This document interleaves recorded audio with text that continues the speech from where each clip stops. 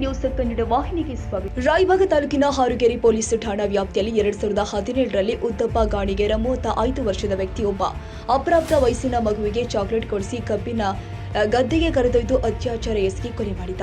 ಅಂದಿನ ಹಾರುಗೆರೆ ಪೊಲೀಸ್ ಠಾಣಾ ಅಧಿಕಾರಿ ಸುರೇಶ್ ಶಿಂಗೆ ನೇತೃತ್ವದ ಪೊಲೀಸ್ ತಂಡ ಈ ಕುರಿತು ತನಿಖೆ ಕೈಗೊಂಡಿದ್ರು.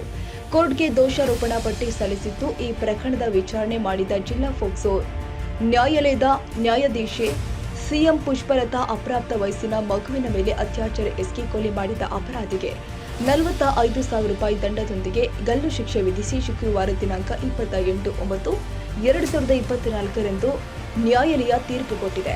ಸರ್ಕಾರದ ಪರವಾಗಿ ಅಭಿಯೋಜಕ ಎಲ್ವಿ ಪಾಟೀಲ್ ವಾದ ಮಂಡಿಸಿದ್ರು. ಇಂತಹ ಕೃತ್ಯ ಎಸಗುವ ಪ್ರತಿ ವ್ಯಕ್ತಿಗೆ ಗಲ್ಲು ಶಿಕ್ಷೆ ಆದರೆ ಸಮಾಜದಲ್ಲಿ ಭಯ ಹೆಚ್ಚುತ್ತೆ. ಈ ತೀರ್ಪಿನಿಂದ ಹತ್ಯೆಗೆ ಒಳಗಾದ ಮಗುವಿಗೆ ಆತ್ಮಕ್ಕೆ ನ್ಯಾಯ ಸಿಕ್ಕಂತಾಗುತ್ತೆ. ತಾಜಾ ಸುದ್ದಿಗಾಗಿ ಎಂಟಿವಿ ನ್ಯೂಸ್ 24x7ಗೆ ಸಬ್ಸ್ಕ್ರೈಬ್ ಮಾಡಿ ಮತ್ತು ಬೆಲ್ ಐಕಾನ್ ಅನ್ನು ಒತ್ತಿ. ತಪ್ಪದೇ ಲಿಂಕ್ ಶೇರ್ ಮಾಡಿ.